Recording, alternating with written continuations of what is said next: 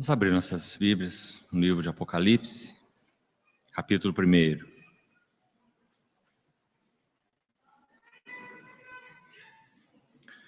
Vamos ler desde o verso 9.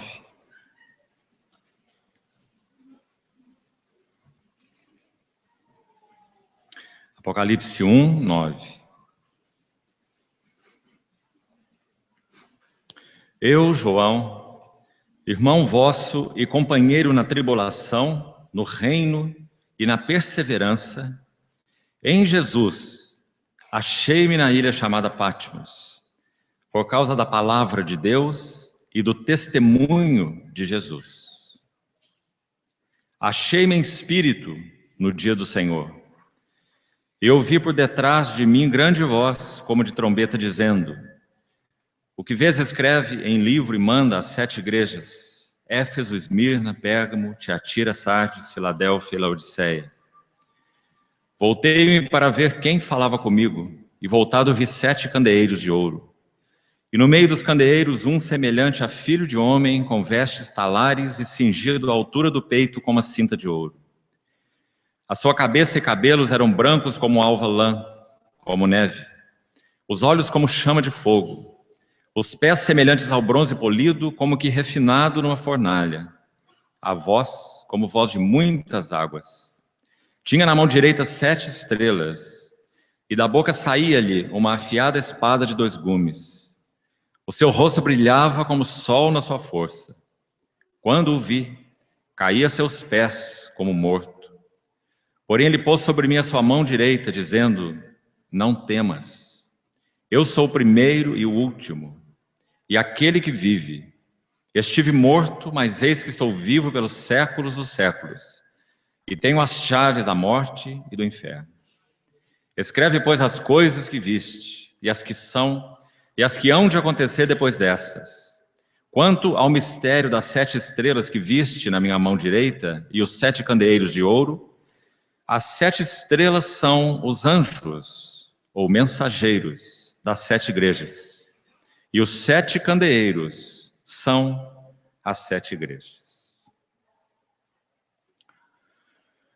Temos buscado a ajuda do Senhor nesses 2 dias que já tivemos, compartilhar algo relacionado ao testemunho de Deus.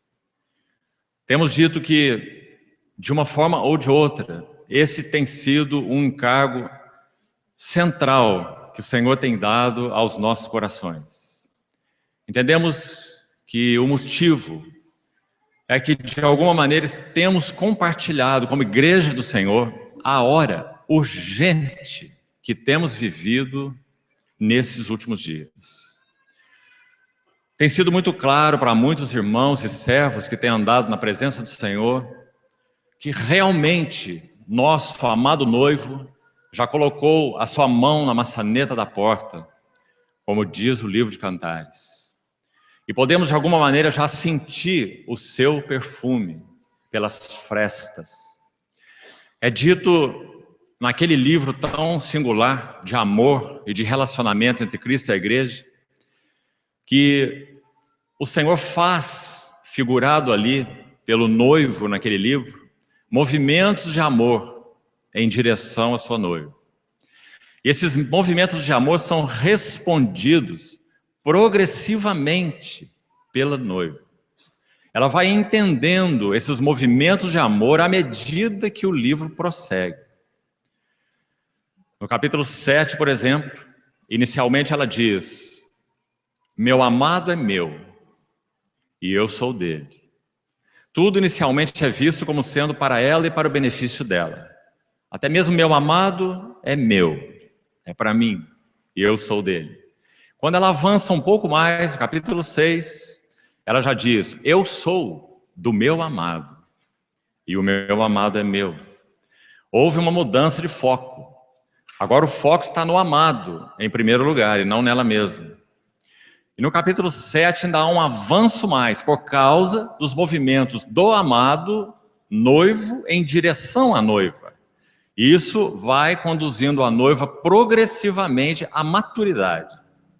Então, no capítulo 7, ela diz finalmente: eu sou do meu amado, e ele tem em mim seu contentamento. Isso significa que ela foi compreendendo cada vez melhor o coração de seu amado, viu o significado dessa relação, que ele é o centro, ele é o amado noivo, ele é quem a busca, ele é quem fala ao coração dela. Seu falar é muitíssimo doce, ela vai dizer. Sim, ele é totalmente desejável. Então, à medida que ela vai descobrindo o coração do seu amado, ela vê algo. Ela vê que nas entranhas do coração dele, que agora ela conhece melhor, ela encontra a si mesma. Grande é esse mistério, mas eu me refiro a Cristo e à igreja. Graças ao Senhor, nesses 20 séculos de história da igreja, ele tem feito seus movimentos de amor em direção à sua igreja. Cada um dos chamados avivamentos espirituais são movimentos do Senhor pelo Espírito em direção à sua igreja. Nenhum de nós estaria aqui hoje se Deus, pelo Espírito Santo, não tivesse visitado a sua igreja diversas vezes nesses 20 séculos. Às vezes pequenos grupos de irmãos, às vezes toda uma nação, às vezes várias nações e às vezes vários continentes ao mesmo tempo. Como no caso do século XVIII, chamado Grande Avivamento do século XVIII. Então, esses são movimentos de amor do Senhor em direção à sua igreja, para que então ela possa ser sustentada nessa jornada pelo deserto de 2000 anos. Mas de alguma maneira, queridos irmãos, tem havido uma percepção tão nítida em nossos corações, principalmente quando olhamos os 3 grandes focos do trato de Deus, que seriam o mundo, a igreja e Israel. Quando olhamos esses 3 focos, nós vemos que não há nenhuma dúvida de que o nosso amado noivo já colocou a sua mão no ferrolho da porta. E temos podido, por sua graça, sentir algo de seu perfume pelas frestas. Mais do que nunca é hora de nós erguermos nossas cabeças, porque a nossa redenção se aproxima.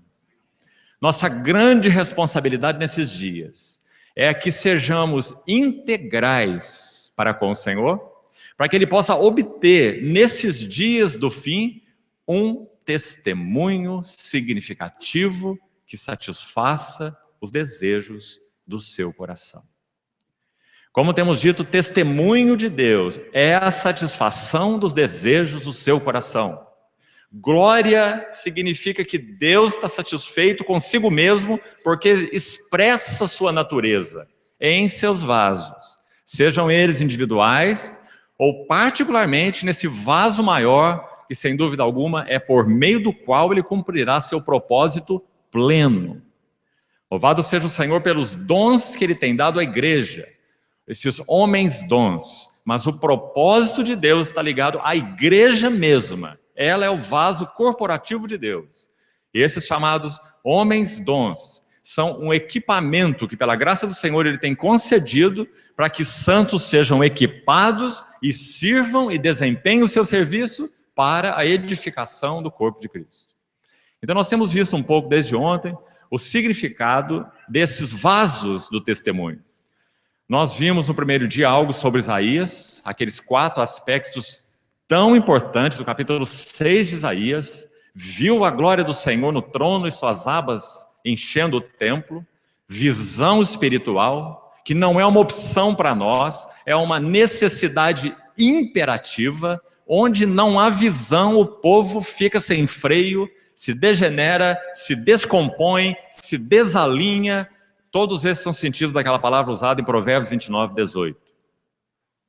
Visão espiritual. Mas não apenas a respeito de Cristo. Não há como termos visão de Cristo e não termos visão de nós mesmos. Necessariamente essas duas coisas andam juntas.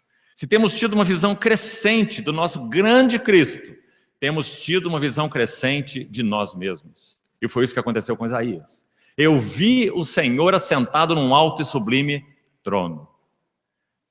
ai de mim, sou digno de morte. Isaías teve uma visão adequada a respeito de si mesmo. Agora, os ais não era para toda a classe de pessoas para os quais foi proferida no capítulo 5. Agora, o ai era a respeito de si mesmo. E um ai bastante profundo, já que aquela palavra significa eu sou um desgraçado. E esse era um profeta do Senhor, que agora recebeu uma luz profunda dentro de si mesmo, quando viu o Senhor exaltado no trono. Terceiro aspecto, ele viu aquele anjo que, com uma tenaz, tirou uma brasa do altar e aplicou nos seus lábios. E então ouviu aquela pergunta maravilhosa, que mostra que Deus sempre esteve buscando vasos para o seu testemunho, cooperadores para o seu imenso, sublime e eterno propósito. A pergunta permanece por todos os séculos: a quem enviarei? E quem há de ir por nós? Então, depois de ter uma visão clara da glória do Senhor, do trono do Senhor, de si mesmo, de ser tocado nos seus lábios com aquela brasa do altar, então o que Isaías pode dizer? Eis-me aqui, envia-me a mim. Quando aquele cego no capítulo 9 de João, cego de nascença, foi curado pelo Senhor, era um cego de nascença, então nosso Senhor manda que ele vá se lavar no tanque de Siloé. Siloé significa enviado. Eis-me aqui, envia-me a mim. Nós só podemos ser enviados quando nós temos visão espiritual. Do contrário, não temos por que sermos enviados. Mas não apenas visão espiritual. O desejo do Senhor é que a visão celestial, portanto, ó rei Agripa, eu não fui desobediente à visão celestial. A intenção do Senhor é que a visão celestial encontre, habite, forge vasos para o seu testemunho.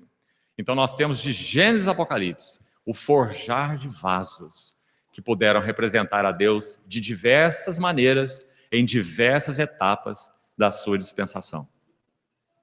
Então o propósito de Deus é que a mensagem ou a visão celestial, ela seja uma com o mensageiro. Enquanto mensagem e mensageiro não forem uma só realidade, Deus não pode obter a plenitude de seus desejos para aquele vaso. Que o Senhor ajude-nos a compreender o que isso significa. Qual é o método de Deus para que a visão se incorpore no vaso e para que mensagem e mensageiro sejam uma realidade só? Só há uma maneira e um instrumento. Trabalho profundo da cruz em nossas vidas, cortando, separando alma de espírito, juntas e medulas, e discernindo os pensamentos e os propósitos do coração. Graças a Deus por sua palavra. Na medida que ela habita em nós, na medida que nós acolhemos com mansidão a palavra que em nós é implantada, agarramos com firmeza as verdades ouvidas, toda aquela linguagem maravilhosa do livro de Hebreus. A palavra que ouviram não lhes aproveitou porque não foi agarrada, misturada com fé naqueles que a ouviram.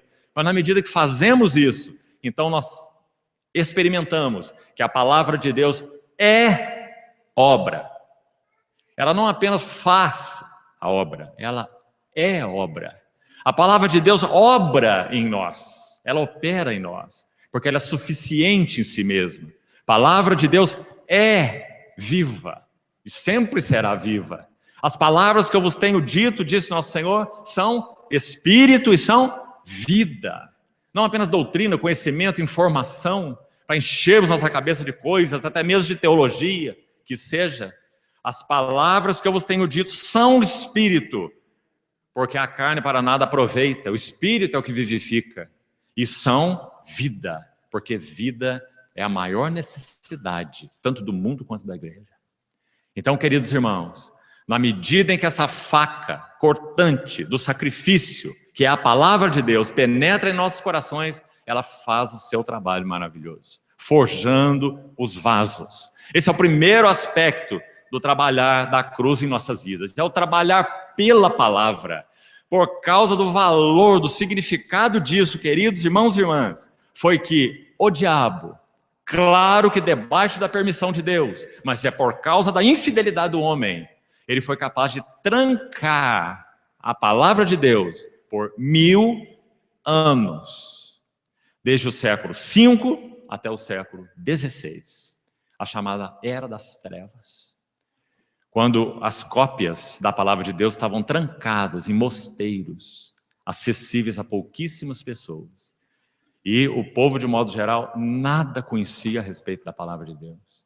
A Era das Trevas. Qual o motivo das trevas? A palavra de Deus foi fechada. Qual é a maior inimizade do inimigo de Deus na sua obra? A palavra de Deus. Você sabe que durante o reinado de Maria I, chamada a Sanguinária, chamada por outros de a Louca, a rainha da Inglaterra, Maria I, você sabe o que ela mandou fazer durante seu tempo de regência? Em cada lar que fosse encontrada uma Bíblia, o pai daquela família seria decapitado e a sua Bíblia seria imersa no seu sangue. Há ainda algumas cópias guardadas em museus de algumas Bíblias que estão marcadas com o sangue dos seus proprietários. Porque o inimigo detesta que a palavra de Deus seja aberta. Enquanto nós estivermos falando coisas que não têm a ver com a centralidade de Cristo, ele vai nos animar, ele vai nos empolgar. Mas na medida em que a palavra de Deus revela Cristo, então ele vai se opor. Seu ódio é visceral à palavra de Deus. Mas louvado seja o Senhor. Passarão céus, passarão terra, mas as minhas palavras não passarão. E nós temos sido depositários da palavra do Senhor nos nossos corações. Ah, irmãos, que privilégio. Escute algo mais. Quando o verbo se fez carne, ele que é a palavra com P maiúsculo, quando a palavra se fez carne, e ainda um menino de colo, ele foi levado por sua mãe Maria ao templo para ser circuncidado e apresentado ali. Ele foi tomado nos braços por Simeão. Lucas assim o registra. Quando Simeão tomou aquele menino nos braços, ele deu uma mensagem para sua mãe Maria. Ele disse assim: este menino está destinado tanto para ruína, como também para levantamento de muitos em Israel, e para ser um alvo de contradições. Deixa eu aplicar essa palavra em um sentido, pelo menos, para que nos possa ser de ajuda. A palavra escrita de Deus, sua palavra logos, ela é idêntica à sua palavra viva, que é o Senhor Jesus. Ou seja, na medida em que nós, povo do Senhor, acolhemos a palavra de Deus em nossos corações, ela é uma adaga afiada de 2 gumes. Não apenas um único gume. Por quê? Porque a palavra escrita do Senhor, a palavra de Deus, é igual à palavra eterna, o seu próprio Filho. Este menino está destinado tanto para arruinar, quanto para levantar muitos em Israel, e para ser alvo de contradições. O que isso significa? Com relação à palavra escrita de Deus, a palavra dispensada por Deus, as suas palavras, agora no plural, na medida que elas encontram lugar para penetrar em nosso coração, essa adaga tem 2 gumes. Ela vai operar em nós 2 resultados. Quais são? Esses que Simeão disse para a mãe do nosso Senhor Jesus: ruína e levantamento. Ruína de quê? Ruína das escórias que há dentro de nós. Irmão, há muita escória dentro de nós. Preconceitos, tradições, criticismos, filosofias, uma mente armada contra a verdade, ciúmes, contendas, divisões, preferências, orgulho, soberba. Davi orava: da soberba guarda teu servo, que ela não me domine, e então eu serei irrepreensível e ficarei livre de uma grande transgressão. Quem ora isso não é um mundano, é um servo de Deus. Davi. Há muita escória nos nossos corações. Por isso nós precisamos amar a palavra de Deus, porque ela é o instrumento mais eficaz de Deus para entrando e penetrando em nossas vidas, sendo acolhida por nós, fazer o trabalho de arruinar, tirar essas escórias de nós. Na linguagem de Paulo em Efésios 4, texto que você conhece bem, quando ele fala sobre a escola de Cristo, Efésios 4, 20 a 24. Não foi assim que aprendestes Cristo. Se é que o tendes ouvido, nele fostes instruídos, segundo é a verdade em Jesus, escute. No sentido de que, quanto ao trato passado, vos despojeis. Esse é o primeiro gume da palavra de Deus. À medida que ela é acolhida por nós em nossos corações, ela vai despojar, despojar e despojar. Porque há muita escória dentro de nós que precisa ser tirada. Graças ao Senhor por esse resultado que a palavra de Deus opera em nós. Mas graças ao Senhor pelo outro resultado. Porque se ela apenas retirasse, limpasse a sujeira, limpasse as escórias, nós teríamos um trabalho apenas negativo. Compreende isso? Apenas de limpeza. Apenas teríamos uma casa varrida, na linguagem do Senhor Jesus, mas não adornada, não habitada. Então, outro gume da palavra de Deus, na medida que ela é acolhida e despe-nos daquilo que são escórias e que ainda estão em nós, ao mesmo tempo, veste-nos com o caráter de outro, o caráter do Senhor Jesus. Por isso a cruz tem dois lados, o seu lado sombrio e o seu lado luminoso. Qual é o lado sombrio da cruz? A morte do Senhor Jesus. Fim para tudo aquilo que era da velha criação.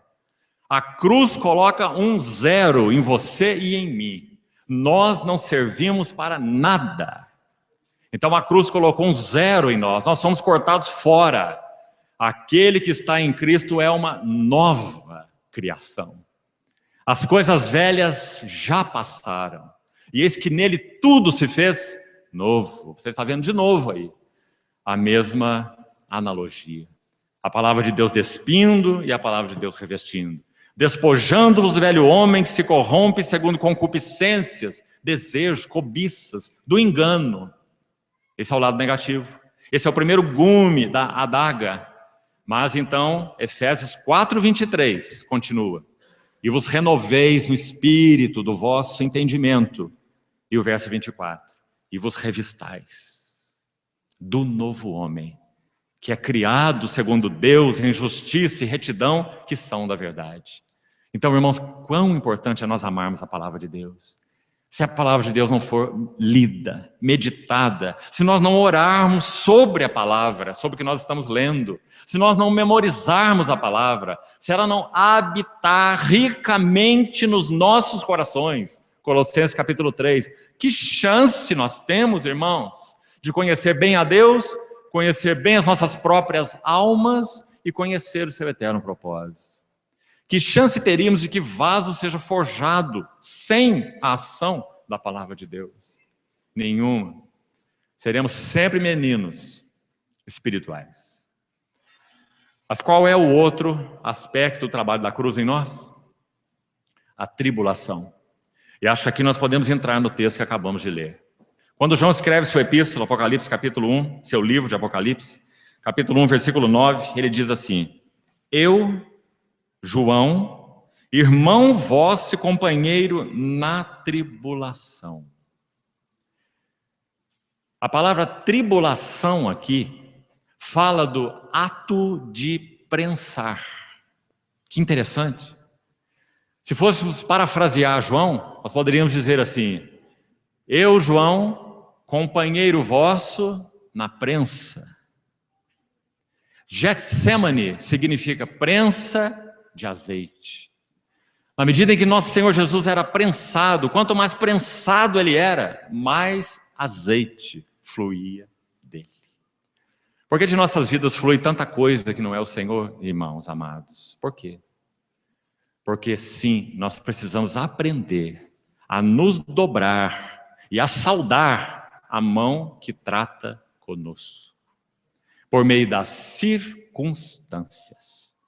Então, o primeiro lado do trabalho da cruz em nós é a sua bendita palavra, que o Senhor renove nesses dias do fim, um amor intenso nos nossos corações pela sua palavra.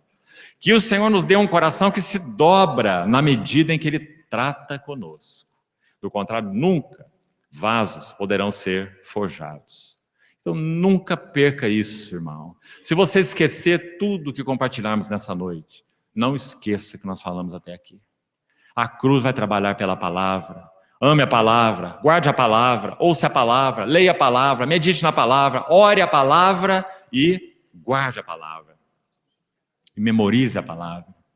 Por outro lado, o Senhor usa todas as circunstâncias. Nós não estamos casados com a pessoa errada, nós não estamos no contexto errado, não temos os filhos errados, não estamos reunidos com os irmãos errados, não estamos inseridos num contexto social errado, nem morando no bairro errado.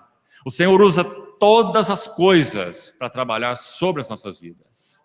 Há um só Senhor de todas as coisas. Para nós não há sorte, não há azar, não há destino, não há coisas fortuitas ou ocasionais. Esse Deus é quem opera tudo e em todos. O que nos resta é nos ajoelhar e orarmos como Samuel.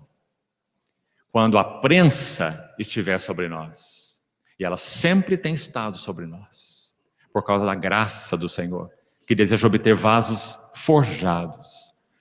Resta-nos orar como Samuel. Fala, Senhor, que o teu servo ouve. Do contrário, não podemos tirar nenhum proveito das circunstâncias. Sofrimento não purifica e nem aperfeiçoa ninguém. Essa é uma doutrina estranha à Bíblia. Há pessoas que quanto mais sofrem, piores se tornam. Mais egocêntricas, mais voltadas para si mesmas, mais se justificam, mais culpam os outros, maior é o sentimento de vítima. Piores se tornam. Se você conhece o livro de Jó, você sabe que o Senhor tratou Jó primeiro numa crise. Em 3 atos divinos, ele perdeu tudo o que ele tinha. Seus bens, seus filhos e sua saúde. E a partir daqueles 2 capítulos críticos, escritos em prosa, ou linguagem narrada, 2 capítulos, você entra no capítulo 3, escrito em poesia. Quando o Senhor começa a fazer um trabalho processual na vida de Jó. Primeiro o Senhor precipitou as crises, e depois o Senhor fez o trabalho processual. A crise foi narrada em prosa, mas o trabalho processual foi narrado em poesia. Efésios 2:10 vai dizer assim: nós somos uma poesia dele.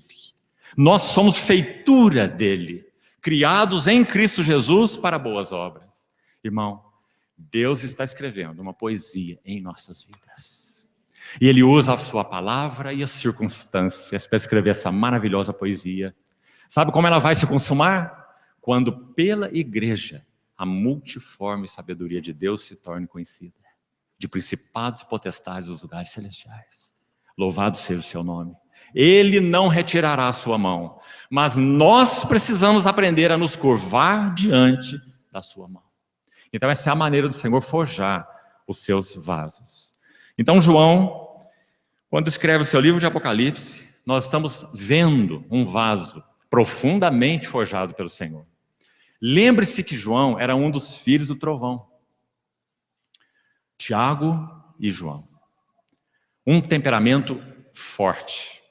Às vezes, quando lemos apenas as suas 3 epístolas e o Apocalipse e o seu evangelho, seus 5 livros, nós não temos essa visão, essa consciência. Precisamos dos 4 evangelhos para conhecer bem a João. E é dito nos evangelhos que João era o filho do trovão, um deles. Quando o Senhor Jesus estava caminhando e teve que passar por uma aldeia de samaritanos, e aqueles samaritanos não quiseram receber Jesus, lá se levanta os 2 filhos do trovão, Tiago e João. E dizem ao Senhor: Mestre, não queres que façamos descer fogo do céu para consumir essa aldeia de samaritanos, que não quer te receber? E o Senhor disse: vós não sabeis de que espírito sois, porque o Filho do Homem veio salvar o que estava perdido. Então, na medida que o Senhor foi trabalhando esse vaso, João, nós temos esses 5 livros escritos pelo vaso já trabalhado. Nós não temos escritos da imaturidade de João. Nós só temos escritos da maturidade de João. Suas 3 epístolas, seu evangelho e o Apocalipse, todos foram escritos quando João tinha em torno dos seus 90 anos de idade. Então são escritos da maturidade do último dos apóstolos do Cordeiro. Então quando ele escreve seu Apocalipse, voltando ao versículo 9, ele vai dizer: eu, João, irmão. Nós já obtemos alguma ajuda aqui. Quando primeira metade do século XIX, quando o Senhor deu entendimento a um grupo de irmãos, em particular da igreja anglicana, na época, aquela igreja estatal anglicana, cheia dos seus rituais, quando o Senhor deu entendimento a alguns irmãos a respeito do corpo de Cristo, e eles viram com clareza essa questão de Cristo e a igreja, do encabeçamento de Cristo como único cabeça de um corpo de muitos membros, então um desses clérigos anglicanos, chamado John Nelson Darby, ele subiu um dia naquela plataforma de onde ele pregava, retirou o seu colarinho clerical, aquela bata própria usada pelos clérigos para pregar, tirou essa vestimenta, colocou de lado, olhou para aquelas pessoas que estavam ouvindo e disse: a partir de agora, eu sou simplesmente um irmão. Ele viu o corpo de Cristo. Ele viu que não há no corpo de Cristo a não ser irmãos e irmãs. É isso que nós somos.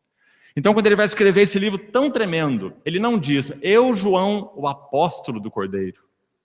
Eu, João, o apóstolo de Jesus Cristo. Ele diz: eu, João, irmão vosso. E companheiro na tribulação. Companheiro vem da palavra comum, koinonos. Paulo usa também em Coríntios essa palavra, fala de participar de algo, ser participante de. Tudo que vocês participam, eu também participo, disse João. Eu sou um irmão companheiro vosso na tribulação, prensa, ato de prensar. Por que o Senhor envia tribulações às nossas vidas? Porque Ele deseja que de nós flua aquele precioso óleo. Getsêmane, prensa de azeite. Companheiro na tribulação, companheiro no reino. O que João quer dizer com isso? João quer dizer, todos nós estamos sujeitos a um único rei. Somos companheiros dentro desse reino, para este reino, com vistas a que esse reino plenamente se manifeste. E na perseverança. Perseverança é uma linda palavra, irmãos. Ela tem um sentido de constância. Se você consultar 2 Tessalonicenses, capítulo 3, veja lá o verso 5. Paulo está como que orando pelos Tessalonicenses. Ele está dizendo: Deus vos conduza à constância de Cristo. Sabe como nós vivemos nossa vida cristã? Porque nós somos quem somos. Nós vivemos um dia no Monte da Transfiguração e à noite no Vale da Depressão. E assim nós vamos caminhando, da transfiguração para a depressão. Se você tem boa saúde, está muito vivo, vai no seu cardiologista e faz um exame, como que aquele eletrocardiograma funciona? Assim, igual nós, não é? De picos em picos. Mas quando você morre, qual o sinal que você vê no eletrocardiograma? Você vê aquele sinal único, um apito contínuo e uma linha horizontal. Ou seja, você está morto.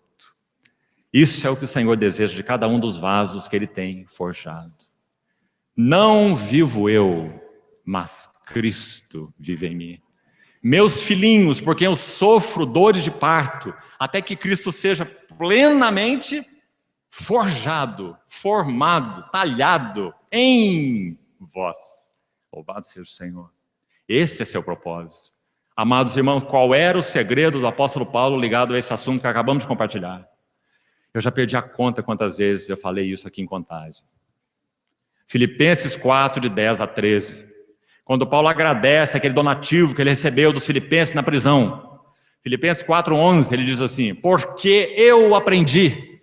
Em outras palavras, eu sou um vaso forjado, eu sei o que Cristo tem feito em mim. E ele discorre um pouco por causa da fraqueza dos coríntios. Paulo não está ensoberbecido, Paulo não prega a si mesmo, não pregamos a nós mesmos, disse Paulo escrevendo para os coríntios, 2 Coríntios 4. Não interessa que vocês saibam a respeito de mim, não interessa para vocês minhas experiências, Não pregamos a nós mesmos, mas pregamos a Cristo Jesus como Senhor e a nós mesmos como vossos servos por amor de Jesus. Compreende essa linguagem? Paulo não era um pregador de si. Eu fiz isso, eu fundei essa igreja, eu fui lá, eu passei essa experiência, eu passei... Não, a não ser para os coríntios, e ele explica por quê. Por causa da fraqueza na vossa carne. Porque vocês estão achando que eu não sou um apóstolo de Jesus Cristo. Vocês estão achando que eu sou um impostor. Eu vos gerei em Cristo Jesus. Vocês podem ter muitos preceptores que vieram antes de mim, mas nunca poderiam ter muitos pais. Eu vos gerei em Cristo Jesus. Eles estavam questionando seu pai espiritual, o apóstolo de Jesus Cristo, esse vaso de Deus. Então, por causa da fraqueza da vossa carne, eu vou dizer para vocês as minhas credenciais de apóstolo, em vigílias muitas vezes, em fome, em jejum, em nudez, em naufrágio muitas vezes. 5 vezes recebi dos judeus uma quarentena de açoites, menos 1. 3 vezes fui apedrejado. E ele discorre o seu currículo. Ele está dizendo, ninguém me moleste, na linguagem de Gálatas. Eu trago no corpo as marcas do Senhor Jesus. Que maravilha, irmãos. Então, quando o apóstolo Paulo escreveu aos Filipenses, lá estava ele. Não na cátedra do Sinédrio de Jerusalém, onde seria o seu lugar como fariseu que ele era, mas no cárcere em Roma. Então ele escreve aos Filipenses, eu aprendi. O que ele aprendeu? A viver contente em toda e qualquer situação. Ou seja, Paulo não vivia dessa maneira, irmãos. Alterações de humor. Acorda de uma maneira, no meio do dia de outra maneira, dorme de outra maneira, inconstante. Homem de ânimo dobre, inconstante em todos os seus caminhos, diz Tiago. Paulo diz, não. Eu era assim, mas eu aprendi a viver contente em toda e qualquer situação. Eu sei ser humilhado. Muito difícil ser humilhado. Muito difícil ser humilhado. Por quê? Porque quando nós somos humilhados, nós voltamos imediatamente nossos olhos para dentro de nós mesmos. E nós os deprimimos. Paulo diz, nenhum problema. Eu sei quem eu sou. E aqui estamos falando no sentido do que ele era em si mesmo. Eu sei que de mim mesmo nada sou. Compreendeu por que ninguém conseguiu humilhar Paulo? Você não consegue humilhar quem já é humilhado. Você não consegue fazer alguém cair se ele já está caído. No sentido correto da palavra. Quando Paulo usa a palavra humildade, Efésios 4:2. Andem de modo digno da vocação que vocês foram chamados com toda humildade. Sabe o que é humildade? Vem de humus, que significa terra. Qual é o segredo na vida cristã para nós não cairmos? É nós andarmos caídos, prostrados, aos pés de nosso Senhor, aos pés uns dos outros. O maior entre vós é o que serve. O primeiro entre vós é o último. Essa é a forma de não cairmos. Ele aprendeu. Aprendi a viver contente, humilhado. Aprendi a viver contente, honrado. Parece ser fácil. Parece fácil ser honrado. Mas Provérbios diz que é muito difícil. Porque um homem é provado pelos louvores que ele recebe.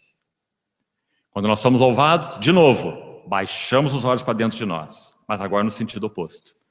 Ao invés de nos deprimirmos porque fomos humilhados, agora vamos nos ensoberbecer porque fomos honrados.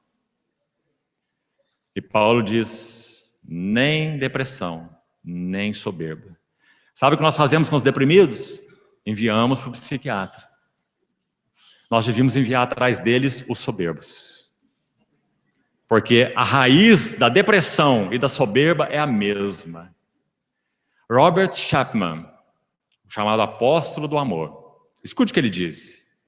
A maior parte das nossas tristezas provém do orgulho mortificado, da vontade própria frustrada e de uma incredulidade ansiosa. Esse irmão conhecia muito bem a natureza humana, conhecia muito bem a Deus. Então, o apóstolo Paulo vai dizer, eu tenho aprendido. E quando vamos para a escassez, muito difícil viver em escassez. Tão difícil que em Provérbios capítulo 30 há uma oração. Não me des a pobreza e nem a riqueza. Dá-me o pão que me for necessário.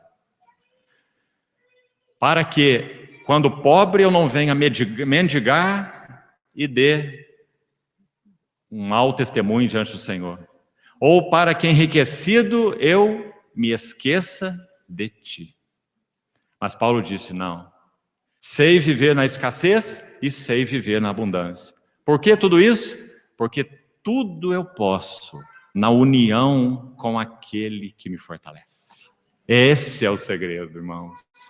O Senhor talhou esse vaso profundamente. Então, quando voltamos aqui para João, ele está dizendo a mesma coisa. Eu sou o irmão vosso, eu sou um companheiro, nós estamos na mesma realidade de prensa, tribulação, companheiro na tribulação, mas também companheiro no reino. Nós temos um rei, nós somos súditos desse reino e nós aguardamos o dia tão breve em que esse reino encherá todo o universo. Então ele vai dizer com tanta satisfação, no reino. E também ele vai dizer na perseverança. Você vê por que a combinação dessas palavras? Porque é necessário que essa prensa seja constante, que a nossa constância no reino seja uma realidade. E que então essa perseverança na linguagem de Tiago, ela possa moldar, formar caráter em nós. A perseverança deve ter ação completa, Tiago capítulo 1, para que sejais perfeitos e íntegros e em nada deficientes. Lembra-se? Então João vai usar essas 3 palavras escolhidas. Não são aleatórias, irmão. Nada na Bíblia é aleatório. Companheiro na prensa. Companheiro no reino. Companheiro na constância. Em Jesus. Achei-me na ilha chamada Pátimos. E aí ele vai dizer essa frase que tem nos interessado desde o primeiro dia. Por causa da palavra de Deus e do testemunho de Jesus. Aqui já começamos a ver como o Senhor forja vasos para o testemunho. Ele forja vasos na prensa, ele forja vasos no reino, submissos ao rei, submissos uns aos outros, companheiros no reino, e ele forja vasos na constância. A perseverança tem que ter ação completa. A tribulação produz perseverança. Romanos 5 agora.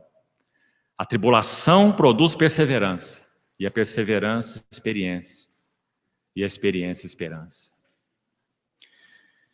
Achei-me em espírito no dia do Senhor. E ouvi por detrás de mim uma grande voz, como de trombeta, dizendo, verso 10. Que lindo verso. Vamos tentar entender o quadro, que o Senhor fale ao nosso coração. Primeiro, os estudiosos vão nos dizer que, muito provavelmente, João cuidou das 7 igrejas da Ásia. Por isso ele foi designado para escrever a elas. As 7 que você viu mencionado aí. João viveu mais de 90 anos de idade.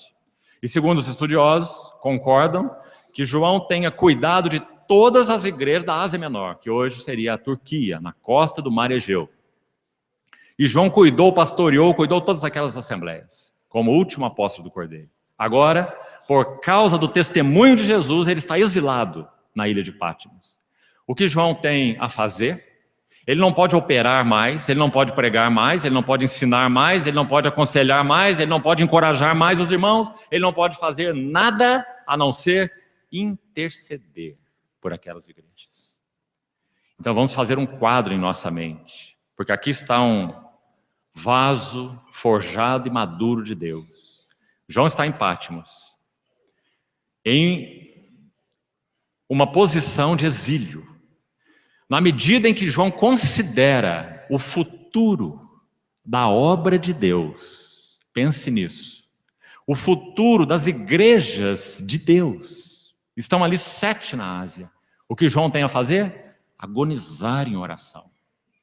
Como vimos ontem a linguagem de Paulo em Colossenses 2, quero que saibais que grande luta eu venho mantendo por vós, pelos laodicenses, uma das igrejas que João cuidou, Laodiceia. E por quantos não me viram face a face. E nós sabemos lá que luta era essa, porque ele fala, para que seus corações sejam vinculados, fortalecidos, tenham riqueza, entendimento para conhecerem plenamente o mistério de Deus. Ou seja, era uma luta em oração. em intercessão, para que eles se vinculassem, fossem fortes em amor e tivessem entendimento do propósito eterno de Deus. Então, João, da mesma maneira, está ali orando, intercedendo, agonizando por aquelas 7 igrejas que eram tão caras para o seu coração, pelo futuro da obra de Deus e o futuro das igrejas de Deus, o último apóstolo do Cordeiro. Então, compreenda a cena. Depois que essas igrejas são mencionadas no versículo 10, parte final do versículo 10, diz assim, antes das igrejas serem mencionadas, diz assim, achei-me espírito no dia do Senhor e ouvi por detrás de mim uma voz dizendo. Ah, irmãos, que linda é a palavra de Deus. Se o Senhor Jesus quer se apresentar nessa visão dele glorificado, como vamos ver aí, já lemos no capítulo 1 a João, por que ele não se apresenta de frente? Não seria normal? Como se apresentar pelas costas de uma pessoa? Qual é o motivo? João, digamos, como que mirando aquelas igrejas e lutando em oração, intercedendo por elas, ele precisa de algo para dar segurança, conforto, solidez, adoração ao seu coração.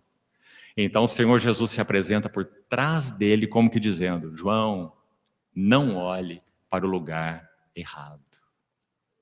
Não olhe para a minha obra. Não olhe para as minhas igrejas. Olhe para mim mesmo. Aquela cena que João agora via na terra, 7 igrejas na costa da Ásia, quase todas na costa da Ásia Menor. Ele vê aquelas 7 igrejas que estavam na terra, versículo 12, quando ele se volta, ou vira para trás, para ver quem falava com ele, ele viu 7 candeeiros de ouro. Não é maravilhoso, irmão? Você está compondo o quadro. Aquela cena que João viu na terra, agora ele vê nos céus. E no meio daqueles candeeiros, um semelhante a filho do homem, cingido à altura do peito, porque estava vestido com vestes talares. Essas são vestimentas sumos sacerdotais. Que visão mais preciosa. João estava vendo que, embora ele fosse o último apóstolo do Cordeiro, a obra de Deus nunca cessaria. A obra de João cessaria. João mesmo passaria. Ele deu a sua contribuição. Dali de Pátmos sairia para mais uns anos de vida, possivelmente morando em Éfeso, a primeira igreja para a qual ele escreveu, e dali partindo para o Senhor, já com idade muito avançada. A obra de João terminaria, mas a obra do Senhor nunca terminaria. A contribuição de João para as igrejas passaria, mas os 7 candeeiros estão com o Filho do Homem e sumo sacerdote a passear no meio deles. Sabe o que o livro de Hebreus tem a nos dizer? Capítulo 7, verso 25. Jesus é esse grande sumo sacerdote.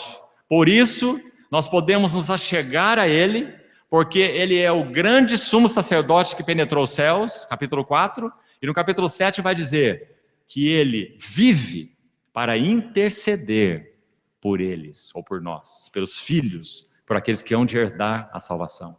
Foi isso que João viu. Ele viu que no meio desses candeeiros estava esse sumo sacerdote, que então cuidava, zelava pela luz, pelo estado, pelo óleo de cada um desses candeeiros.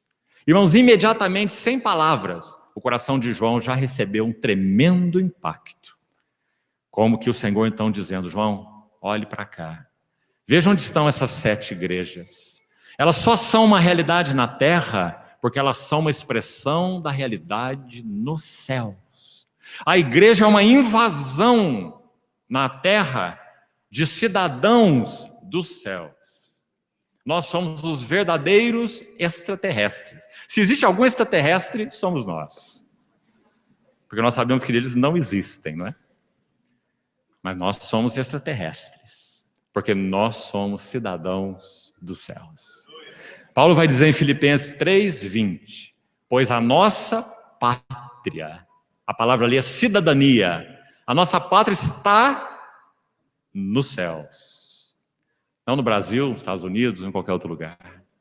Nossa pátria está nos céus, de onde nós aguardamos o Salvador, o Senhor Jesus Cristo, que transformará nosso corpo de humilhação para ser igual ao corpo da sua glória. Que maravilha, irmãos! Será que podemos imaginar? Você tem sonhado com isso, irmão? Você já se despertou de madrugada com calafrios, porque você sonhou com a vinda gloriosa do Senhor? Quase que você ouviu no seu sonho, não é? Em 1 nanosegundo, nós seremos transformados. O corpo mortal se revestirá de imortalidade, e o corruptível de incorruptibilidade. Então se ouvirá: tragada foi a morte pela vitória. Onde está a morte, a tua vitória? Onde está a morte, o teu aguilhão? Ah, como ansiamos por esse dia. E ali estava João, aquele que pelejou tanto pela obra do Senhor, agonizando pelas igrejas. Ele precisava receber algo do Senhor de alguma maneira. Então o Senhor falou nas suas costas: João, vira a tua face, olhe para cá. As igrejas que você vê lá, na verdade elas estão aqui. E eu passei entre elas como aquele que as cuida, as pastoreia. O que o Senhor Jesus, sumo sacerdote, busca nas suas igrejas? Um candeeiro é simplesmente um instrumento para a luz. O candeeiro não é a luz.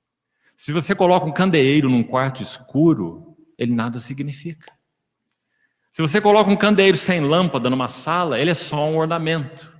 A finalidade de um candeeiro é ser suporte para a luz. Do contrário, ele para nada serve. O que o Senhor busca nos seus candeeiros? A luz. Em outras palavras, ele busca a si mesmo. Em cada uma das 7 igrejas, ele está buscando o quanto dele mesmo há nessas 7 igrejas. Por isso nós falamos na reunião anterior, ou na primeira, sobre aquele varão medida de Deus, creio que você se lembra. Ele é descrito no capítulo 1 de Apocalipse, aquele metro de Deus, o varão aprovado por Deus. E agora as 7 igrejas vão ser medidas por ele, como vimos ontem em Ezequiel. Meça o modelo. E é isso que nós vemos aqui em Apocalipse. Esse modelo sendo medido justamente porque é pelo varão medida de Deus. Então ele vai medir de Éfeso até Laodiceia e escrever para eles qual o resultado dessa aferição para cada uma das igrejas. Mas lembre-se, nada ele procura nas igrejas que ele próprio não seja para elas.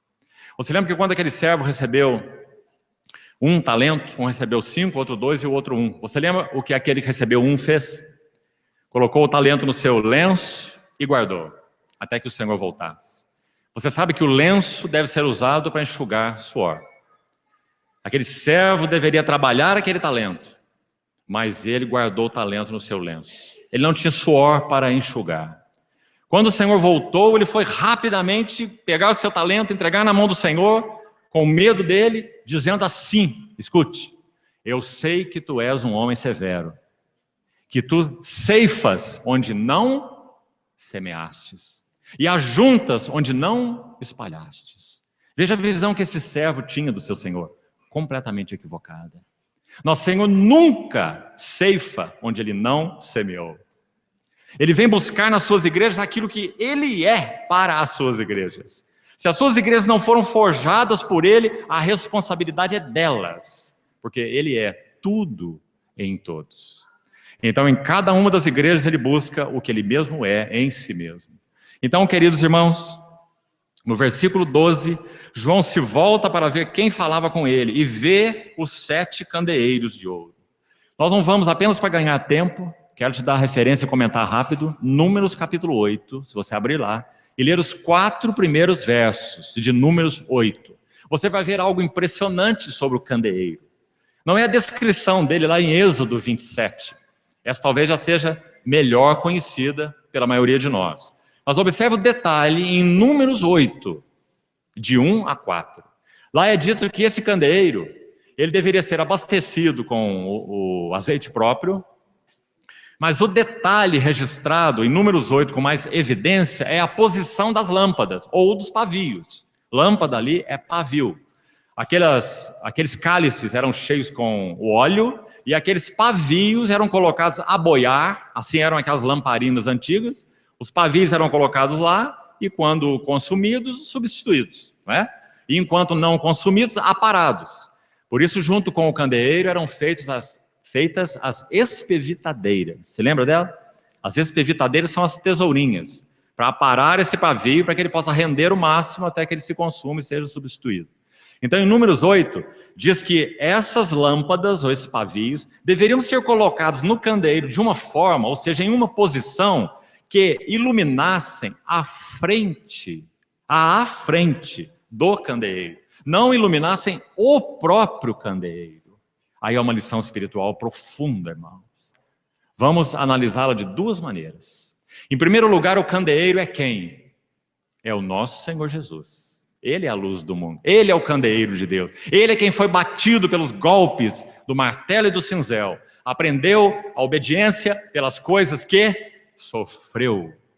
E tendo sido aperfeiçoado, tornou-se autor da salvação eterna para todos que lhe obedecem. O autor de Hebreus vai dizer isso. Então, ele é o candeeiro de Deus com C maiúsculo. Quando esse candeeiro de Deus, por ter as suas lâmpadas iluminando a sua frente e não iluminando a si mesmo, ele disse: eu não busco a minha própria glória, disse o nosso Senhor Jesus. A glória dele estava mesmo velada, coberta pela sua carne. Quando ele curava enfermos ou expulsava demônios, ele disse: não digam nada a ninguém, não vão fazer alarde, não vão fazer popularidade. Senhor Jesus nunca chamou atenção para si mesmo, não clamará, não gritará, não fará ouvir a sua voz nas praças. Então esse candeeiro, Cristo sempre iluminou na sua frente. Se você ler Marcos capítulo 10, você vai ver o jovem rico chegando à frente desse candeeiro. E esse candeeiro vai iluminar o que está à frente dele. Se você ler João capítulo 4, você vai ver a mulher samaritana chegando diante desse candeeiro. E esse candeeiro vai iluminar o que está de frente dele. Ele lança luz profunda sobre o coração da mulher no poço de Jacó. Ele lança luz profunda sobre o coração do jovem rico. E vai dizer: vai, vende tudo que tens, dá aos pobres, depois vem segue-me. O candeeiro ilumina a frente de si mesmo. Louvado seja o Senhor.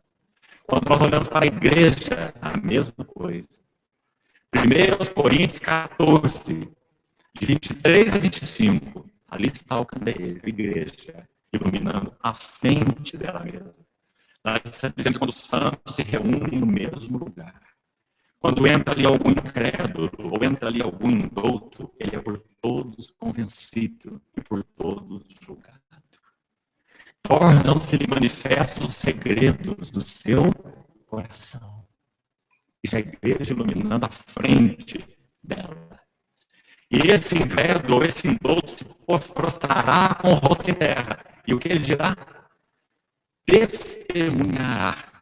É dito lá, 1 Coríntios 14, 25. Que Deus está, de fato, no meio de vós. Porque não temos visto essa cena com mais frequência. Porque nosso testemunho tem sido fraco, de alguma maneira. Se o Senhor encontrar lugar em nós, nas suas igrejas, para forjar os vasos mais profundamente, forjar nossas vidas, forjar nossos relacionamentos, forjar a nossa compreensão dele mesmo, e então nós iremos ver esses resultados com mais frequência.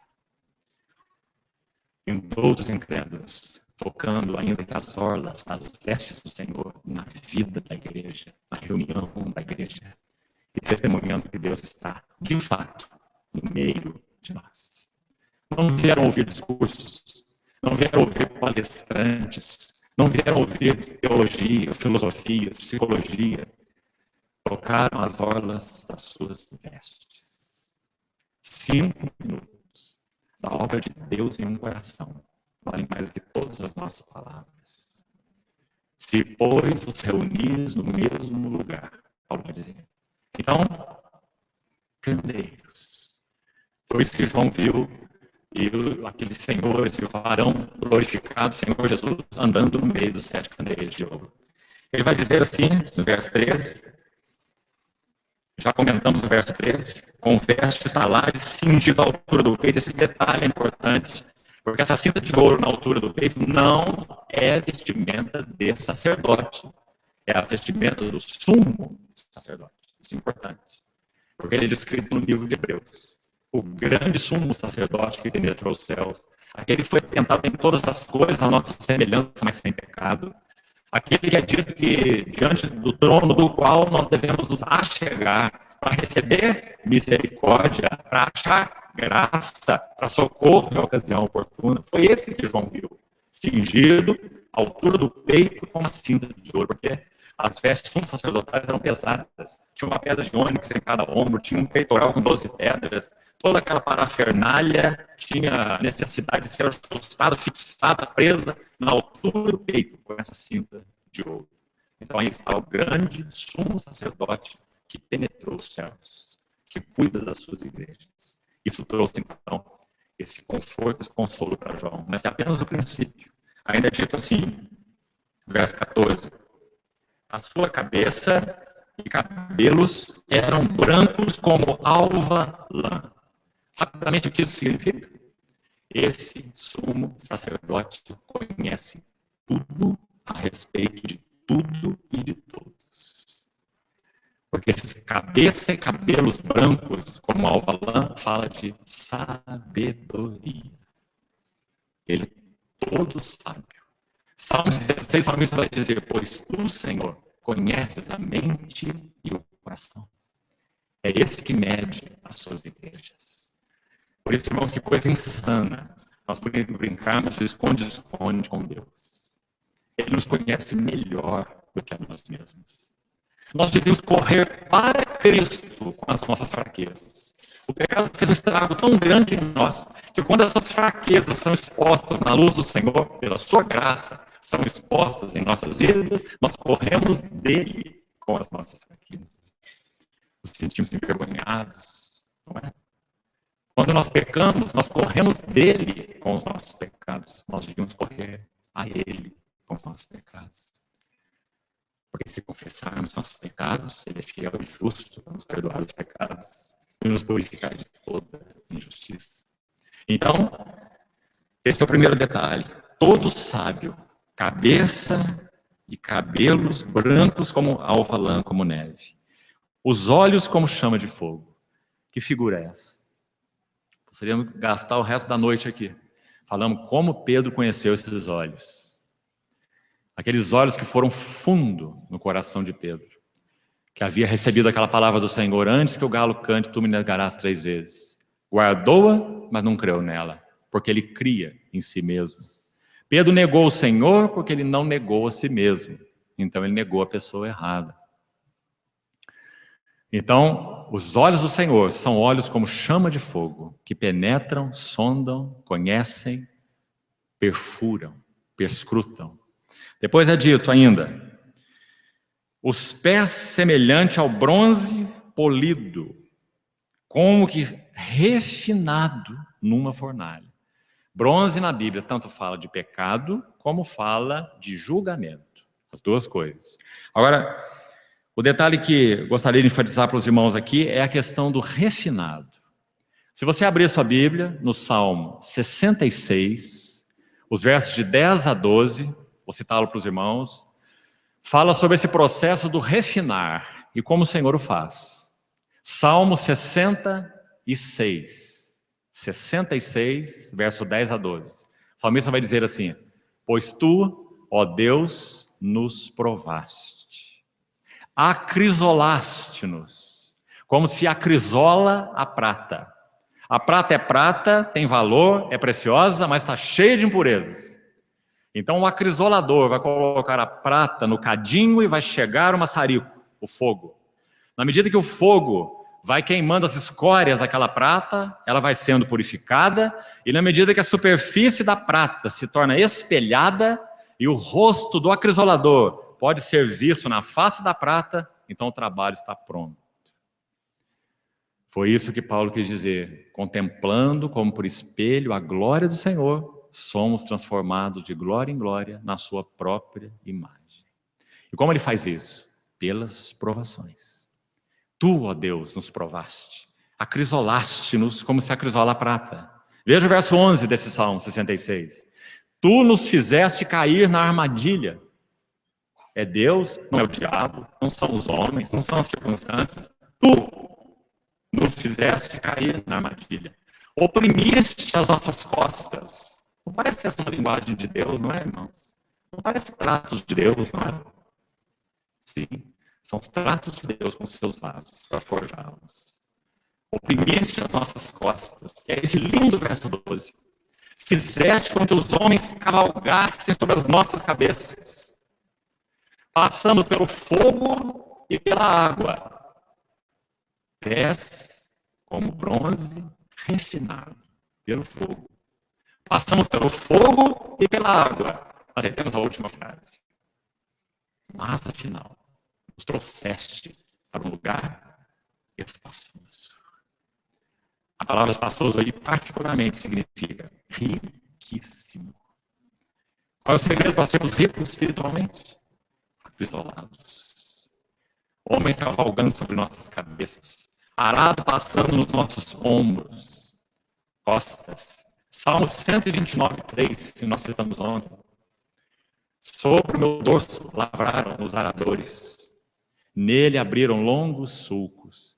Ah, irmãos, a cruz precisa deixar de ser apenas uma linguagem para nós. Apenas uma mensagem. Apenas uma palavra. Quando Paulo começa a 1 Coríntios, aquela assembleia que não conhecia os tratos da cruz, por isso era tão carnal, enciumada, soberba e tudo mais que conhecemos. Quando Paulo começa aquela epístola, ele fala sobre a palavra da cruz. Capítulo 1. A palavra da cruz é loucura para os que se perdem, mas para nós que somos salvos é o poder de Deus e é também a sabedoria de Deus. Mas ele não para aí. Quando ele chega no capítulo 4, ainda de 1 Coríntios, ele vai dizer que enviou, verso 17 do capítulo 4 e em diante. Ele vai dizer que enviou Timóteo aos Coríntios, para que Timóteo fizesse saber aos coríntios quais eram os caminhos de Paulo em Cristo. Caminhos. Quais eram os caminhos de Paulo em Cristo? O caminho da cruz. Não apenas a palavra da cruz, mas o caminho da cruz. Do contrário, o Senhor não poderá obter vasos. Então, bronze refinado numa fornalha. A voz como voz de muitas águas. Abra, por favor, o Salmo 29. Aqui precisamos abrir, para lermos alguns versículos em sequência. Salmo 29. A voz como voz de muitas águas.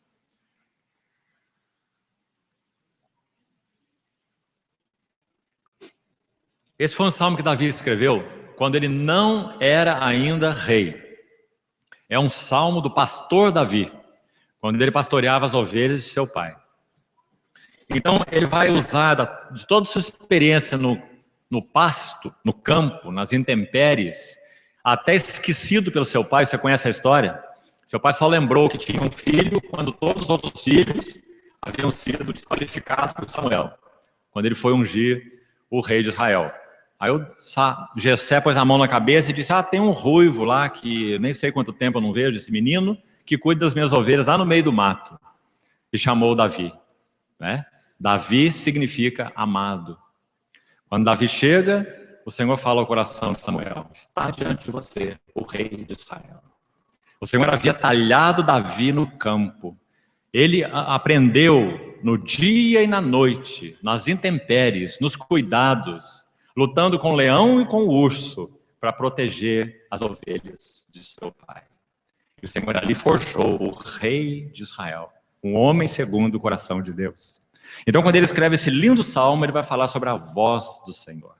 E ele vai fazer algumas comparações de quem conhece a voz do Senhor. E ele faz comparações com aquilo que ele conhece dos tratos do Senhor com a sua criação. Então ele vai dizer assim, no Salmo 29, 3. Ouve-se a voz do Senhor sobre as águas. Troveja o Deus da glória. O Senhor está sobre as muitas águas. Quantas vezes Davi viu isso? Quem sabe na sua cabaninha, lá no meio das ovelhas, no meio de todas aquelas noites e dias, cuidando daquele rebanho, debaixo das intempéries. Então ele diz que a voz do Senhor que ele ouvia no seu espírito e no seu coração era essa mesma voz que troveja, que está sobre muitas águas. Ele conhecia, ele sabia que a voz do Senhor é poderosa. Ele conhecia o efeito da palavra de Deus dentro do seu coração. Quando ele ora no Salmo 19, já citamos, ele vai dizer: Senhor, que as palavras dos meus lábios, Senhor, que a meditação do meu coração, aquilo que ninguém sabe, nessa solidão, aqui na terra de ninguém, cuidando dessas ovelhas, que as palavras de meus lábios, o meditar do meu coração, sejam agradáveis na tua presença, rocha minha e redentor meu. A voz do Senhor é cheia de majestade. Bendito seja o Senhor. A voz do Senhor quebra os cedros. Sim, o Senhor despedaça os cedros do Líbano. Bendito seja o Senhor. Porque há muita coisa em nós que é altiva, altaneira. Salmo 131. Senhor, não é soberbo o meu coração, nem altivo o meu olhar. Não ando à procura de grandes coisas, nem de coisas maravilhosas demais para mim. Pelo contrário, eu fiz calar e sossegar a minha alma, como uma criança desmamada se aquieta nos braços de sua mãe. Tal é minha alma para comigo. Espera, Israel, no Senhor, desde agora e para sempre. Esse é Davi. A voz do Senhor quebra os cedros. Sim, o Senhor despedaça os cedros do Líbano. Graças ao Senhor pelo trabalho da cruz, pela palavra de Deus nas nossas vidas. Ele os faz saltar como bezerro, o Líbano e o Sirion, como bois selvagens. Que figura mais linda. Não apenas a voz quebra os cedros, quebrantamento necessário para as escórias de nossas vidas, mas a voz do Senhor faz saltar os bezerros. Você lembra dessa frase repetida na Bíblia em algum outro lugar, irmão? Força a tua memória aí. Malaquias, capítulo 4. Fala da vinda do Senhor. E é dito que quando isso ocorrer, vós saltareis como bezerros soltos da estrebaria. Você já viu um bezerro solto da estrebaria? Ele salta dando coices no ar, naquela manhã ensolarada e deliciosa, porque ele foi solto, ele está desesperado de alegria. Essa foi a linguagem usada para a vinda do Senhor. Vós saltareis como bezerros soltos da estrebaria. Davi conhecia algo dessa experiência, ouvindo a voz do Senhor. A alegria, o gozo, o prazer, o desfrute de ouvir o Senhor falar ao seu coração. A voz do Senhor despede chamas de fogo. A linguagem que João usou ali. Olhos como chama de fogo. Queima as escórias. Purifica a prata. A voz do Senhor despede chamas de fogo. A voz do Senhor, quantas vezes, irmão, a mesma expressão? Davi amava a voz do Senhor. Davi conhecia a voz do Senhor. A voz do Senhor faz da cria as corças. Bendito seja o seu nome. A palavra de Deus é criativa. Ela gera em nós aquilo que é de Cristo. Desnuda os bosques. E no seu templo, tudo diz glória.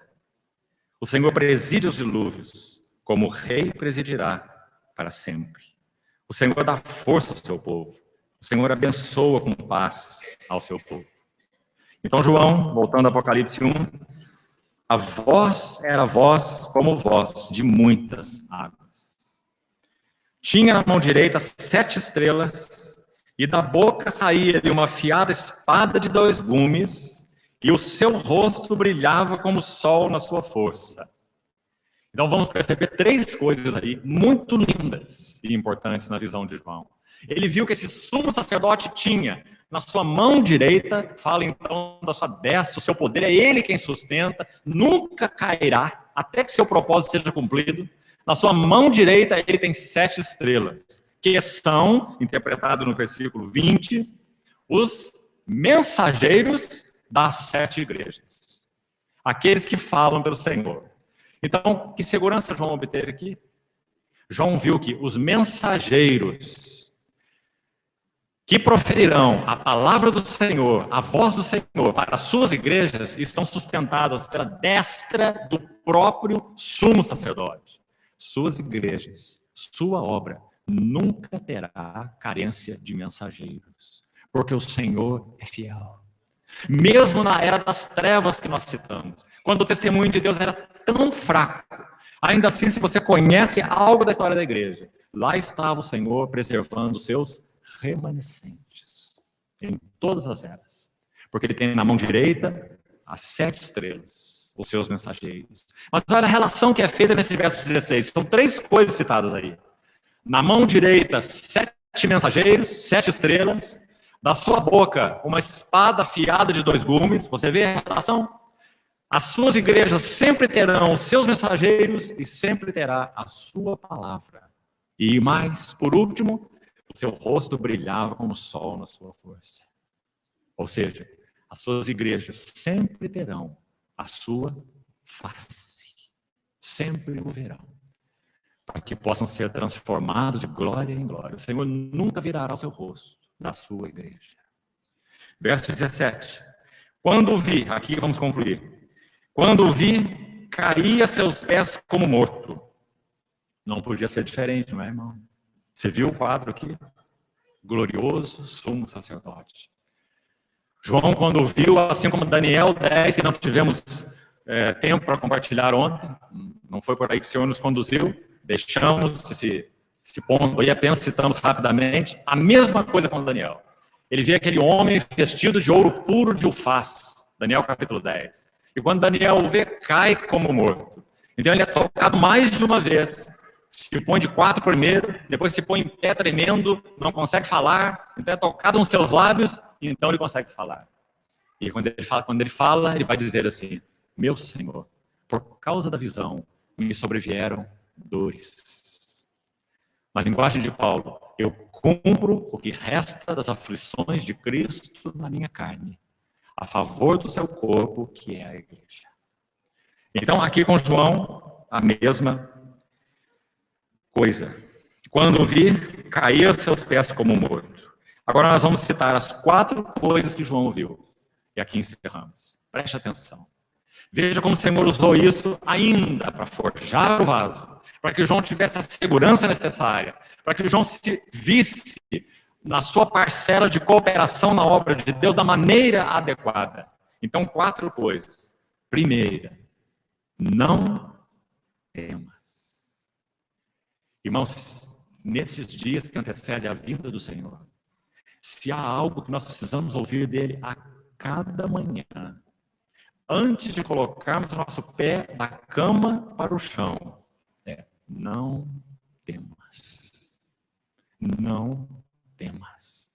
O Senhor disse assim, narrado por Lucas no capítulo 12, quando vos levarem às sinagogas, perante os tribunais, não vos preocupeis com o que haveis de responder, porque o Espírito Santo vos ensinará ali mesmo o que deveis dizer. Não temas. Eu sou o primeiro e o último. Segunda coisa importantíssima. João estava, como dissemos, agonizando em intercessão pelas 7 igrejas. O último apóstolo do Cordeiro. Ele precisava ouvir: eu comecei, eu terminarei. Eu sou o primeiro, eu sou o último. Eu edificarei a minha igreja. E as portas do inferno não hão de prevalecer contra ela. Porque eu sou o alfa, mas também eu sou o ômega. Irmãos, como precisamos ouvir essa voz do Senhor em nossos corações. Como os mensageiros de Deus precisam conhecer o Senhor como alfa e ômega. Como cada um de nós precisa conhecê-lo na nossa história pessoal. Aquele que começou uma boa obra em vós há de completá-la até o dia de Cristo Jesus. Sim, certamente alguns com mais açoites, outros com menos açoites. Os açoites aqui não são importantes, porque a vara está nas mãos corretas. Eu disciplino e açoito a todos aqueles que eu recebo como filho. É para a disciplina que perseverais. Deus vos trata como filhos, para que sejais participantes da sua santidade, diz Hebreus capítulo 2. Louvado seja o Senhor por todos os açoites que Ele tem permitido em nossas vidas. São suas mãos fiéis, forjando vasos. Eu sou o primeiro, eu sou o último. Terceira frase importante. E aquele que vive Estive morto, mas eis que estou vivo pelos séculos dos séculos. O que há de importante nessa frase? Aquele que vive, Hebreus 7, 25. Por isso mesmo, ele é capaz de salvar totalmente aqueles que por ele se chegam a Deus, porque ele vive. Eu sou aquele que vive. Ele vive para interceder por nós. Essa palavra salvar totalmente, Hebreus 7, 25, só aparece uma outra, única vez em todo o Novo Testamento. Então, se você buscar onde ela está e colocar essas duas menções juntas, você vai ver um quadro magnífico. Outra menção é Lucas 13, 11. Sabe o que está escrito lá? Abra, por favor. Lucas 13, 11. Narra a cura de uma mulher.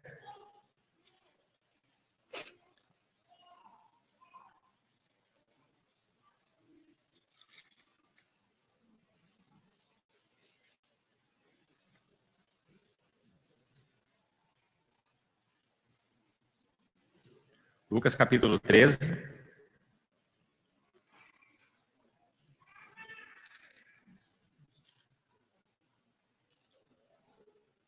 Versículo 11.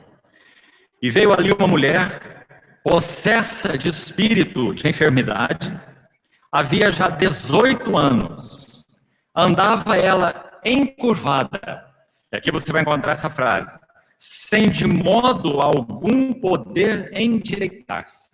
Essa foi a palavra usada, a única outra vez, em Hebreus 7, 25. Foi traduzida aqui como sem de modo algum poder se endireitar. Lá no texto de Hebreus 7, 25, diz que o Senhor pode salvar totalmente. Essa palavra totalmente é a mesma usada aí nesse texto. Ponha os dois versos juntos. Quem são aqueles pelos quais o sumo sacerdote vive para interceder? São aqueles que não podem se salvar totalmente. Que quadro é esse apresentado em Lucas capítulo 13? Uma mulher possessa de um espírito de enfermidade.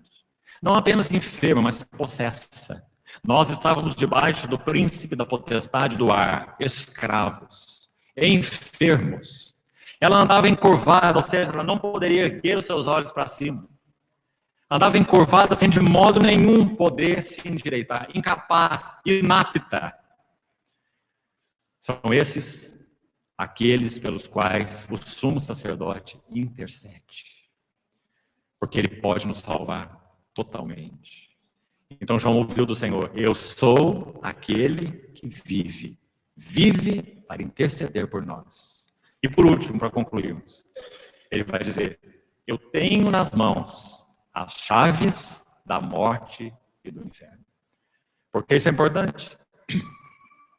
Nós citamos o texto de Mateus 16, quando o Senhor diz que edificaria a sua igreja e as portas do Hades não hão de prevalecer contra ela, porque Ele é quem tem nas mãos as chaves da morte e do inferno. Louvado seja o nosso Senhor. Dessa maneira, Ele forjou o seu vaso, João. Uma última palavra para concluir. João usa uma palavra no seu Apocalipse, que está lá no capítulo 18, no versículo 7, que expressa muito bem qual era o seu coração como vaso do testemunho e como vaso forjado por Deus.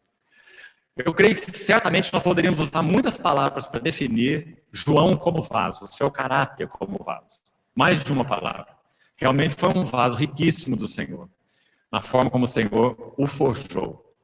Mas essa palavra usada em Apocalipse 18, 7 é muito especial. Porque ali João está descrevendo a Babilônia. Aquela que parece com a obra de Deus, aquela que parece com a Nova Jerusalém, mas ela é a Babilônia, o clímax da impiedade, do mistério da iniquidade, como diz Paulo. Por isso ele contrasta a Babilônia com a noiva, a Nova Jerusalém, no livro de Apocalipse. Apocalipse 17, 18, nós temos Babilônia religiosa e política. E em Apocalipse 21 e 22, a Nova Jerusalém. A esposa é contrastada com a prostituta, no final do livro de Apocalipse, muito claramente. Então, quando João vai falar sobre essa prostituta, a Babilônia, a apóstata, a religião apóstata, sem Deus, sem Cristo, ele vai dizer assim: ela a si mesma se glorificou. Você viu a diferença do candeeiro? O candeeiro ilumina o que está à frente dele, mas a Babilônia glorifica a si mesma. Quando a nossa mensagem é a igreja e não Cristo, nós estamos em grave perigo. Porque quando a igreja prega a igreja, o que nós temos é uma Babilônia. Porque a igreja prega Cristo. Pregue a Cristo e você terá a igreja. Pregue a igreja e você terá confusão. Então, quando ele descreve a Babilônia, ele diz: ela a si mesma se glorificou e viveu em luxúria. Ela dizia consigo mesmo, acompanha aí: estou sentada como rainha. Isso nunca é a igreja. A igreja está sentada como serva, aos pés do Senhor, como Maria, até que ele venha. Estou sentada como rainha, essa é a Babilônia. Segundo, viúva, eu não sou. E pranto, nunca hei de ver. Enquanto nosso Senhor Jesus disse: bem-aventurados os que pranteiam, até que ele volte, porque serão consolados. E quando João usa a palavra viúva, eu não sou para a Babilônia, é o oposto do que ele era e do que a igreja é. Quando nosso Senhor Jesus, ressuscitado, depois de aparecer 10 vezes naqueles 40 dias, vai a Betânia com seus discípulos e dali ascende aos céus, lá estava João. E quando aquela nuvem encobre o Senhor Jesus dos olhos de João, o coração de João se torna o coração de uma viúva. Agora, quando ele olha o mundo, ele só pode dizer: não ameis o mundo, nem as coisas que no mundo há. Se alguém amar o mundo, o amor do Pai não está nele. Ora, o mundo passa e toda a sua concupiscência, mas aquele que faz a vontade do Pai permanece para sempre. Quanto encorajamento João nos traz. O coração de João era o coração de uma viúva. O nosso coração é o coração de uma viúva. Por quê? 1 João, capítulo 3. Amados, agora nós somos filhos de Deus. Ainda não se manifestou o que nós havemos de ser. Quando ele se manifestar, então nós seremos semelhantes a ele, porque nós havemos de vê-lo como ele é. Até lá o nosso coração é de viúva, que geme, que aguarda. Quando o Watchman escreveu aquele lindo cântico, desde Betânia, procurando reproduzir exatamente essa situação que acabamos de narrar aqui. Nosso Senhor ascendendo aos céus de Betânia. Ele disse assim: mesmo na paz, me sinto tão sozinho. Por ti suspiro em meio do prazer. Há prazer? Sim. Cristo está em nós. Temos uns aos outros. Aliás, são esses dois únicos tesouros que temos. Cristo está em nós. Nós temos uns aos outros. Mas por ti suspiro no meio do prazer. E jamais a minha alma tem satisfação total. Pois o teu rosto, amado, não consigo ver. Que cântico, irmãos. Quando Watchman era jovem, ele foi auxiliado por Margaret Barber de muitas maneiras. Uma missionária inglesa na China, madura no Senhor, e ele era um jovem. Uma noite ele acordou muito animado com uma poesia escrita e levou para a irmã Margaret Barber, como que vai impressioná-la, uma poesia linda. A irmã Margaret Barber pegou aquela poesia, leu aquela poesia, olhou para o irmão Watchman, rasgou aquela coisa, jogou no lixo e disse assim: não se escreve uma poesia de uma noite para um dia. Ela conhecia o trabalho da cruz. Quanto o irmão Watchman aprendeu dela. Então, já quando, quase partindo para o Senhor, ele escreve esse cântico tão lindo. Por sua terra sonha o peregrino, com a sua pátria o exilado além. Distante o noivo pensa em sua amada, de amados pais saudade os filhos têm, assim também anelo ver teu rosto. Ó meu querido, amado Salvador, que cântico, irmãos, que o Senhor coloca essa poesia nos nossos corações. Mas enquanto os nossos corações forem divididos, não podemos ter essa poesia formada em nós. Porque teremos muitos amores, muitos amantes.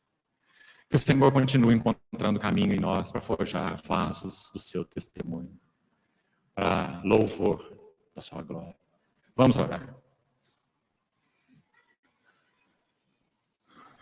Senhor, te suplicamos, sinceramente, que tu removas teus concorrentes de nossos corações. Te pedimos que o Senhor seja único, singular para nós. Tira os nossos olhos da tua obra e das tuas igrejas. Coloca os nossos olhos em ti mesmo. Queremos ser vasos para ti, quebrados como aquele alabastro, fluindo perfume para ti mesmo. Ah, Senhor, se é de teu interesse, nós nos colocamos em tuas mãos, para que também este perfume encha toda a tua casa, e nós possamos ser impactados com tua presença, através dos teus vasos quebrados. Ajuda-nos, Senhor. Não nos deixe estar como estamos e ser como somos. Inquieta-nos, perturba-nos. Queremos mais de ti. Bendito seja teu glorioso nome. Encoraja-nos, assim como o Senhor encorajou o teu servo, João. Fala ao nosso coração, Senhor. Despedaça os cedros, faz dar cria as corças, para que no teu templo tudo diga glória. Bendito é teu nome. Amém.